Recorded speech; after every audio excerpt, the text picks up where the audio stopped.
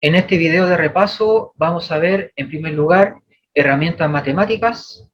A continuación vamos a ver descripción del movimiento. Eso es conocido como cinemática. Vamos a ver casos particulares de movimiento, como movimiento uniforme rectilíneo, movimiento uniforme acelerado rectilíneo. También vamos a ver movimientos periódicos. En particular vamos a ver tres casos de movimientos periódicos, y estos son movimiento circunferencial uniforme, movimiento armónico simple y ondas. A continuación vamos a ver el concepto de momentum y cómo, debido a las simetrías en sistemas aislados, el momentum neto se conserva. Y por último vamos a ver las leyes de Newton. Les voy a compartir pantalla.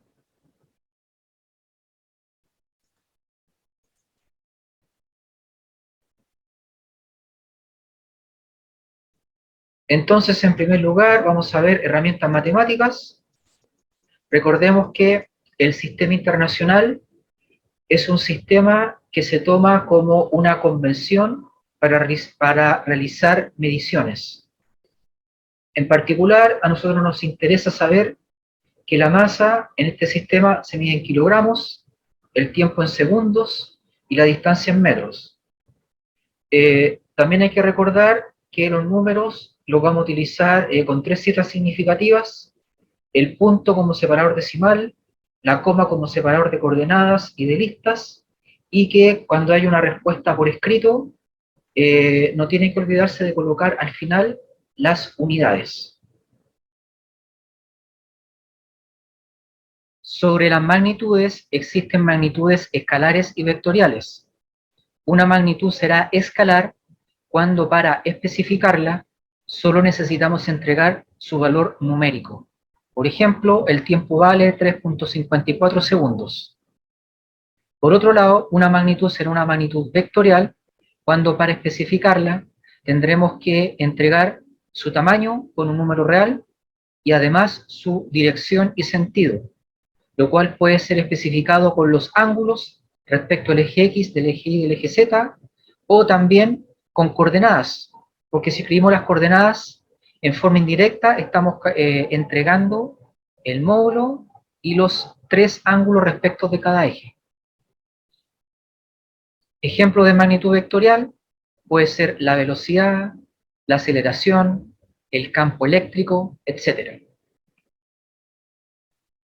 Ahora vamos a hablar un poco de trigonometría, recordando que la unidad natural con la cual se puede medir un ángulo corresponde a radianes. En ese caso, en lugar de afirmar que la circunferencia mide 360 grados, lo que hacemos es afirmar que la circunferencia mide 2 pi radianes. Por lo tanto, para pasar de radianes a grados, podemos usar la siguiente proporción, que dice que pi es a 180 grados, como tantos radianes es a tantos grados. Y dado que esto lo aplicamos a triángulos rectángulos, donde si se tiene un ángulo alfa, automáticamente podemos definir el cateto adyacente al ángulo alfa y el cateto opuesto al ángulo alfa, y obviamente la longitud más larga es la hipotenusa. Entonces con eso podemos definir al menos tres razones trigonométricas. La primera es la función seno de alfa, que es cateto opuesto partido por hipotenusa, o seno de alfa, cuando uno afirma que la función se llama coseno, significa que es el complemento de la función seno, es decir, si alfa más beta suman 90 grados, entonces seno de alfa es igual a coseno de beta, y en ese caso el coseno de alfa se define como cateto adyacente partido por hipotenusa. Y por último, la razón de los catetos es la tangente de alfa, o sea, cateto opuesto partido por cateto adyacente.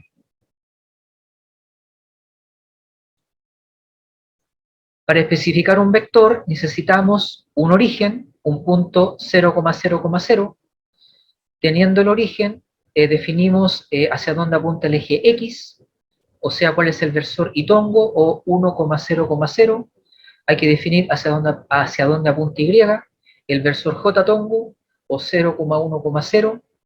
Y por último, hacia dónde apunta el eje Z. o sea, el versor catongo o 0,0,1. Teniendo eso, podemos escribir que el vector posición es R sub X, R sub Y, R sub Z, o también una suma ponderada de los versores, que sería Rx por Itongo más Ri por Jtongo más Rz por Ktongo, y el versor de este vector, el versor del vector posición, sería Rtongo, y como todo versor, se calcula como el vector dividido por su tamaño. Y esto va a contener la dirección y el sentido, dado que indirectamente están los ángulos directores. Para el versor, la componente en X vale coseno del ángulo con el eje X. En el eje Y tenemos coseno del ángulo con el eje Y. Y por último, para el eje Z tenemos coseno del ángulo con el eje Z. A partir del vector posición, podemos calcular razones de cambio. Recordando que en general, la razón de cambio de la variable b respecto de la variable u es variación de b partido por variación de u. O sea, b final menos b inicial partido por u final menos u inicial. Con eso podemos definir la velocidad media, que sería variación de r, variación de la posición, partido por variación de tiempo. Es decir, variación de r es el desplazamiento, es otro vector calculado como posición final menos posición inicial. Y esto lo dividimos por la variación de tiempo. Y también podemos calcular la segunda razón de cambio de la posición o la primera de la velocidad, que sería la aceleración media. Y esto es variación de velocidad partido por variación de tiempo. En ese caso, la aceleración media en el sistema internacional va a quedar medida en metro dividido por segundo al cuadrado.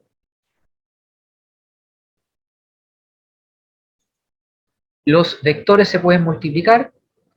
En primer lugar, vamos a ver el producto punto. Típicamente se usa el producto punto para calcular el trabajo realizado por una fuerza F que consigue un desplazamiento D. Así que el trabajo va a ser F.D, el cual se puede calcular de dos maneras. La primera es F sub X por D sub X más F sub Y por D sub Y más F sub Z por D sub Z. Y la segunda forma es módulo del primer vector, que es la fuerza, por el módulo del segundo vector, que es el desplazamiento, por el coseno del ángulo entre los dos vectores. Obviamente, con cualquiera de las dos fórmulas que utilicen, van a obtener el mismo valor numérico. El resultado es un escalar. La otra forma de multiplicar vectores es por medio del producto cruz. Típicamente se utiliza para calcular el torque, o sea, el agente externo responsable de un cambio en el giro.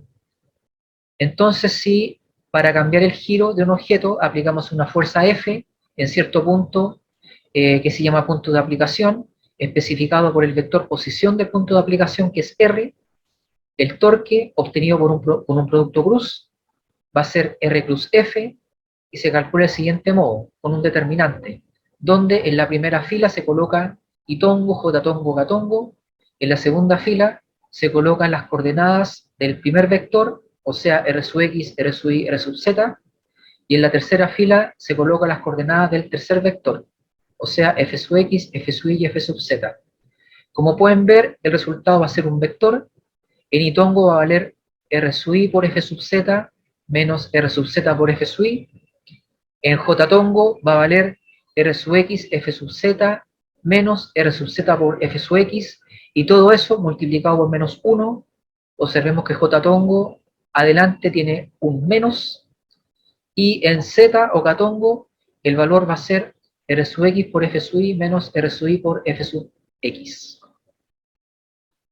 También el torque se puede calcular como el módulo del primer vector, que es R, por el módulo del segundo vector, que es F, por el seno del ángulo entre los dos vectores. Y todo eso, que es el módulo, se multiplica por el versor, que en este caso, si el vector se escribe como tau, vector tau, el versor va a ser versor tau. ¿Ya? Cabe señalar que el versor de un producto cruz apunta perpendicular tanto al primer vector, que en este caso es R, como también perpendicular al segundo vector, que en este caso es F.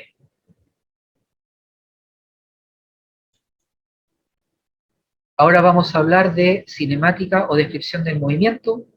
Sabemos que el vector posición se especifica como R sub X, R sub Y, R sub Z. Su tamaño se obtiene con el teorema de Pitágoras y el versor es igual al vector dividido por su tamaño. El versor incluye la parte vectorial que corresponde a dirección y sentido, porque en forma indirecta, en forma oculta, se están especificando los ángulos respecto de cada eje. La trayectoria corresponde al conjunto de puntos por los cuales pasó el objeto. Esos puntos, al ser unidos, forman cierta figura geométrica especial a la cual le podemos medir su longitud. Y eso es la distancia recorrida. Por otro lado, el desplazamiento corresponde a la resta de dos vectores. O sea, se obtiene un nuevo vector que se llama vector de desplazamiento y que se calcula como posición final menos posición inicial. Recordemos que el módulo del desplazamiento va a ser menor o igual que la distancia recorrida. Sabemos que existen dos movimientos fundamentales. El primero es el movimiento uniforme rectilíneo, que es un movimiento con velocidad constante. Por lo tanto, el vector posición en función del tiempo se puede obtener como R sub 0 más V sub 0t. O sea, posición inicial más velocidad que es constante por el tiempo. Por otro lado, cuando la aceleración es constante, tenemos el movimiento uniforme acelerado rectilíneo, y en ese caso la posición en función del tiempo se obtiene como R sub 0 más V sub 0t más un medio de la aceleración por el tiempo al cuadrado. O sea, posición inicial más velocidad inicial por tiempo más un medio de la aceleración por el tiempo al cuadrado. Vamos a ver ahora movimientos periódicos divididos en tres. El primero es movimiento circunferencial uniforme, el segundo es movimiento armónico simple y el tercero corresponde a una onda. Respecto del movimiento circunferencial uniforme, como es circunferencial, el vector posición va a tener un módulo o tamaño constante simbolizado con R mayúscula y que corresponde al radio de la circunferencia, y como es uniforme, va a tener una velocidad angular constante, o sea, va a recorrer o barrer este objeto cierta cantidad de ángulo medido en radianes por unidad de tiempo que va a ser constante. Siempre, por ejemplo, siempre va a recorrer 5 radianes por segundo. Eso implica que el periodo, o sea, el tiempo ocupado en dar una vuelta, es constante. El periodo se mide en segundos. Sabiendo eso, podemos escribir que la posición en función del tiempo va a ser igual a, como todo vector, el módulo por el versor. El módulo es R mayúscula y el versor va a estar girando. Eso implica que para el versor, en X, su componente va a ser coseno de omega t más delta, y en Y va a ser seno de omega t más delta, siendo delta una constante que se asocia a una constante que se mide en radianes, que se asocia a cuán tarde prendieron el cronómetro al empezar a medir el movimiento.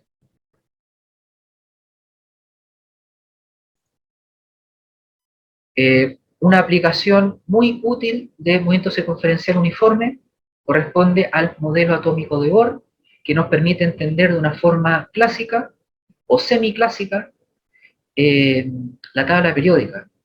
En este modelo, uno parte imaginando que el electrón gira con MCU en torno de cierto núcleo, y después de aplicar ciertas matemáticas, uno consigue entender cómo aparecen los niveles de energía.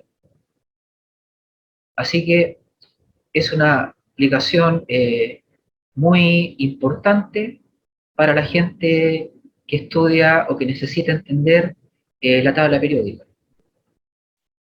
Otro movimiento periódico es el movimiento armónico simple, que es una oscilación en el tiempo. O sea, si graficamos la oscilación en función del tiempo, se obtiene una función sinusoidal que se expresa como A seno de omega t más delta, donde A es la amplitud y omega es la frecuencia angular, calculada como 2pi dividido por el periodo. ¿Qué sistema importante en la Facultad de Química y Farmacia se podría estudiar con movimiento armónico simple. Resulta que cuando estudiamos los enlaces químicos, la temperatura provoca vibraciones en estos. A mayor temperatura, mayor va a ser la amplitud de la oscilación, lo que implica que los enlaces químicos, que son inmateriales, no son palitos, sino más bien son campos de fuerza, pero estos enlaces químicos se comportan como resortes. Por lo tanto, la expresión que indica dónde está el objeto que está oscilando, que podemos asumir que es pequeñito, que es liviano respecto del núcleo o respecto del resto del sistema, la podemos expresar como A seno de omega t más delta.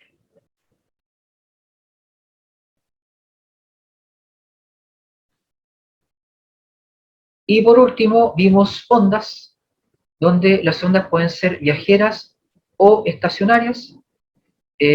Una onda viajera corresponde a una oscilación en el espacio y en el tiempo, lo que implica que la función sinusoidal depende tanto de x como de t, y en ese caso, si el objeto se propaga en x hacia la derecha, entonces la onda se va a expresar como a seno de kx menos omega t más delta. Esta es la expresión de la onda, ¿ya? Ejemplo, podemos asociar un objeto como una partícula, como un electrón libre, a una onda de probabilidad. En todo caso, la verdadera identidad del electrón no es una partícula, sino una onda de probabilidad, pero para muchos experimentos macroscópicos, el electrón, cuando se hace la medición, se comporta como una partícula, pero su identidad subyacente es de una onda de probabilidad, y esta onda se puede expresar de dos maneras. Si el electrón está libre, se representa con una onda viajera, a seno de kx menos omega t más delta. Pero si el electrón está dentro de una órbita atómica, lo representamos con una onda estacionaria, una onda que solo oscila, pero que en este caso el punto medio se mantiene donde mismo, que corresponde al núcleo. Una onda que no se desplaza, pero que vibra, ¿ya? Esa es una onda estacionaria. Para una onda estacionaria, su velocidad de fase, su velocidad de desplazamiento es cero. Es importante saber que para una onda de probabilidad de frecuencia omega, la energía asociada a esa onda de probabilidad, como por ejemplo un electrón, es h barra omega, donde h barra es la constante de Planck dividida por 2pi. Para realizar ese cálculo, h barra dividido por, al realizar ese cálculo, que es h dividido por 2pi, se obtiene h barra, y el valor es 1.055 por 10 a la menos 34 joules segundo. Imaginemos que tenemos una mosca moviéndose a 5 metros por segundo y un elefante moviéndose a 5 metros por segundo. La pregunta es, ¿cuál de los dos objetos, cuál de los dos sistemas tiene mayor cantidad de movimiento? Al hacernos esta pregunta, podemos ver que la cantidad de movimiento no solo depende de la velocidad, también depende de la masa, porque generar 5 metros por segundo en un elefante requiere de más esfuerzo que generar 5 metros por segundo en una mosca. Así que la cantidad de movimiento de un objeto se cuantifica por medio del momentum, el cual se calcula como masa por velocidad.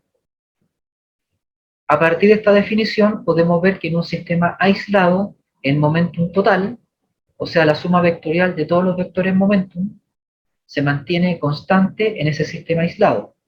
Entonces, si tenemos un cañón en reposo, como está en reposo, su momentum es cero, masa por velocidad, y a continuación de ese cañón sale una bala. La bala va hacia la derecha, o sea, el sistema estaba en reposo, pero ahora vemos que hay movimiento hacia la derecha.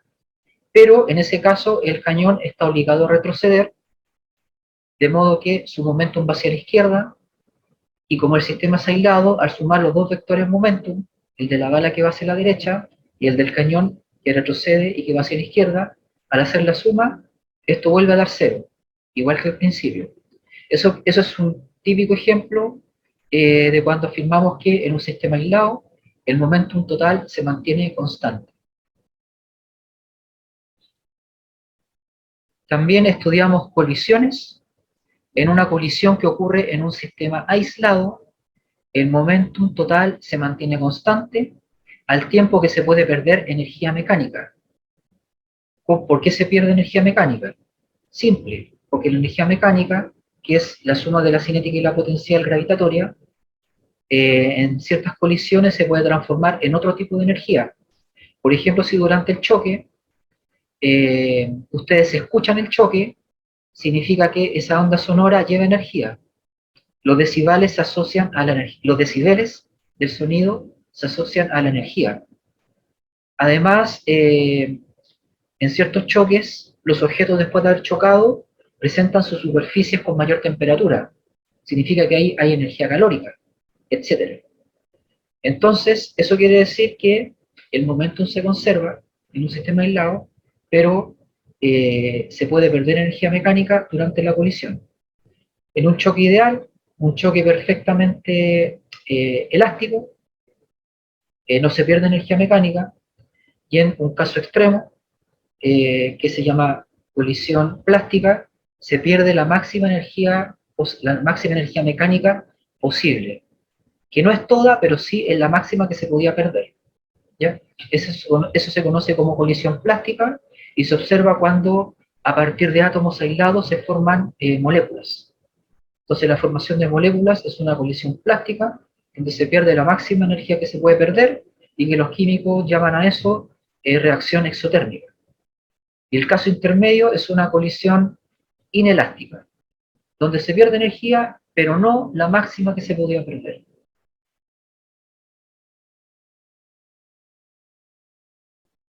Ahora vamos a ver las leyes de Newton. La primera ley afirma que si la fuerza neta es cero en un sistema, entonces el movimiento será reposo o movimiento uniforme rectilíneo, dependiendo del observador, ¿ya? Porque si algo se mueve con velocidad constante y ustedes a la vez se mueven con la misma velocidad que ese objeto, según ustedes, el objeto mantiene sus coordenadas respecto de ustedes. Así que según ustedes, por el hecho de moverse a velocidad constante junto a ese objeto, para ustedes ese movimiento va a ser reposo. Eso es lo que afirma la primera ley. Para conseguir eh, el reposo o movimiento de forma rectilíneo o velocidad constante, se requiere que la fuerza neta sea cero. La segunda ley afirma que la fuerza neta es igual a la razón de cambio del momentum respecto del tiempo. Pero si la masa es constante, entonces al calcular la razón de cambio del momentum respecto del tiempo, nos va a quedar masa por variación respecto del tiempo de la velocidad. Y eso se llama aceleración. Así que si la masa es constante, el cálculo anterior equivale a masa por aceleración. Y eso es fuerza neta. Por lo tanto, si sobre un sistema actúan 100 fuerzas, la segunda ley afirma que esas 100 fuerzas las podemos reemplazar por una. Y esa fuerza es la fuerza neta. La tercera ley de Newton afirma que, conocida como acción-reacción, afirma que la fuerza del objeto A sobre el objeto B es menos la fuerza del objeto B sobre el objeto A. Existen ciertas fuerzas especiales que debemos considerar: la fuerza peso, la fuerza normal, la fuerza de roce y la fuerza recuperadora elástica. La fuerza peso le podemos llamar la fuerza que no nos abandona, nunca nos abandona mientras estemos sobre un planeta, porque se calcula como masa por aceleración de gravedad. Así que, si desde nuestro punto de vista la aceleración de gravedad apunta vertical hacia abajo, entonces la fuerza peso va a ser calculada como m por g, al hacer el producto entre la masa y la aceleración de gravedad, nos va a dar una fuerza peso vertical hacia abajo, o paralela a g, a la aceleración de gravedad. La fuerza normal es la reacción de la superficie al peso de un objeto, y esta reacción es perpendicular a la superficie. La fuerza de roce es una fuerza que se opone al movimiento o a la tendencia al movimiento, y se divide en fuerza de roce estático que es la fuerza de roce cuando el objeto está en reposo, y fuerza de roce cinético, que es la fuerza de roce cuando el objeto está en movimiento. En ambos casos se calcula como mu por normal, y eso corresponde al módulo de la fuerza de roce, donde mu es el coeficiente de roce que puede ser estático o cinético, dependiendo de la situación. Y por último, la fuerza recuperadora elástica. Como ya vimos, esta fuerza se asocia a los enlaces químicos y permite que en caso de una alteración respecto de la longitud de equilibrio, el sistema tienda a volver a su longitud original. Es decir, si el objeto tiene cierta longitud y se estira, la fuerza recuperadora elástica va a apuntar hacia el centro, intentando que el objeto vuelva a su longitud original, y por otro lado, si tiene cierta longitud y se comprime, la fuerza recuperadora elástica va a apuntar hacia afuera, intentando que el objeto vuelva a recuperar su longitud original. Y esta fuerza se calcula como menos K por delta L, donde delta L es la variación de la longitud y K es la constante elástica del resorte. Recuerden que respecto de la parte vectorial, esta fuerza va a apuntar de modo tal que su efecto sea recuperar la longitud original. Y por último vamos a hablar de los diagramas de cuerpo libre, que son diagramas donde idealizamos el sistema y dibujamos todas las fuerzas que el objeto estudiado recibe. Entonces, en este ejemplo, si tenemos una persona arrastrando hacia la derecha una caja muy grande, hay dos objetos que reciben fuerzas, tanto la caja como la persona que arrastra el objeto. Para la caja, las fuerzas son, según este diagrama, una fuerza en rojo que apunta hacia arriba, que es la normal, una fuerza que apunta hacia la izquierda, que es la fuerza de roce, una fuerza que apunta hacia la derecha, que es la fuerza que transmite la cuerda, que se llama tensión, y una fuerza vertical hacia abajo, que es el peso de la caja. Esas son las fuerzas que recibe la caja. A la vez, la persona también recibe fuerzas. Está la fuerza peso de la persona, vertical hacia abajo, está la fuerza normal, que apunta hacia arriba, en este caso la normal asociada a la persona, está la fuerza de reacción de la caja, que apunta hacia la izquierda, y está una fuerza que va hacia la derecha, que es la fuerza impulsora de la persona, que proviene de sus piernas.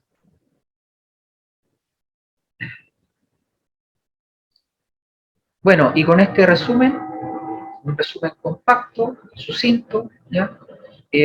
Ponemos fin a esta pequeña videoclase, recordando que hemos visto herramientas matemáticas, cinemática o descripción del movimiento, hemos estudiado movimientos periódicos, el concepto de momentum y algo súper importante que se deriva del concepto de momentum, que son las leyes de Newton. Me despido, que estén bien.